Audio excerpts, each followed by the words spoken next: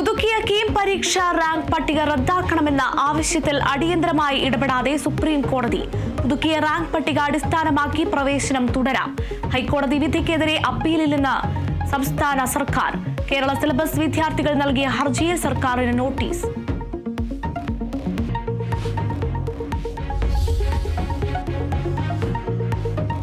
ഷാർജയിൽ മരിച്ച കൊല്ലം സ്വദേശി വിഭജികയുടെയും കുഞ്ഞിന്റെയും മൃതദേഹം നാട്ടിലെത്തിക്കുന്നതിൽ ഭർത്താവിനെയും കേൾക്കണമെന്ന ഹൈക്കോടതി.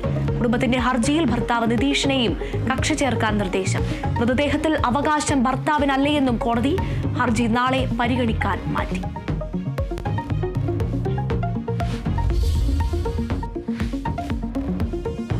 സംസ്ഥാനത്തെ തെരുവുനായ പ്രശ്നം പരിഹരിക്കാൻ നടപടിയുമായി സർക്കാർ. അസുഖം ബാധിച്ചതോ പടർത്താൻ സാധ്യതയോ ഉള്ള നായ്ക്കളെ ദയാവധത്തിന് വിധേയമാക്കും.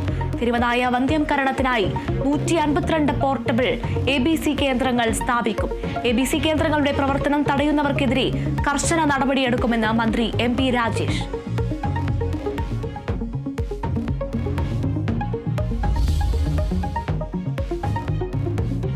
സംസ്ഥാനത്ത് ശക്തമായ മഴ തുടരും. 7 ജില്ലകളിൽ ഓറഞ്ച് അലർട്ട്, മറ്റ് ജില്ലകളിൽ യെല്ലോ അലർട്ട്. കേരള, കർണാടക, ലക്ഷദ്വീപ് തീരങ്ങളിൽ മത്സ്യബന്ധനത്തിന് വിലക്ക്.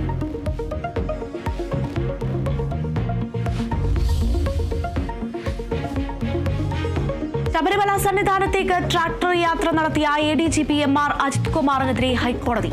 ട്രാക്ടർ യാത്ര ദൗർഭാഗ്യകരം, ആരോഗ്യ പ്രശ്നമുണ്ടെങ്കിൽ ആംബുലൻസിൽ പോകാമായിരുന്നില്ലേ എന്ന ചോദ്യം. കേസെടുത്തെന്ന് സർക്കാർ. പത്തനംതിട്ട SP-യോടും ദേവസ്വം ബോർഡിനോടും വിശദീകരണം തേടി കോടതി. തൃശൂർ പൂരം അലങ്കോലമാക്കലിൽ MR അജിത് കുമാറിനെതിരെ ആഭ്യന്തര സെക്രട്ടറിയുടെ റിപ്പോർട്ട്.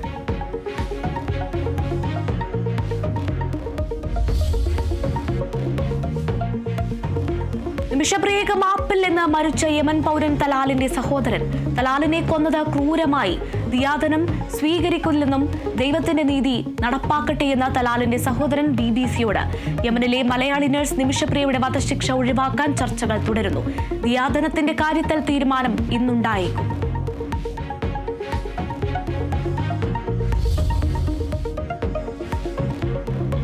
കേരള സർവകലാശാല VC-യുടെ ഉത്തരവ് തള്ളി രജിസ്ട്രാർ KS അനിൽകുമാർ. സർവകലാശാലയിലേക്ക് രജിസ്ട്രാർ എത്തിയത് ഔദ്യോഗിക വാഹനത്തിൽ.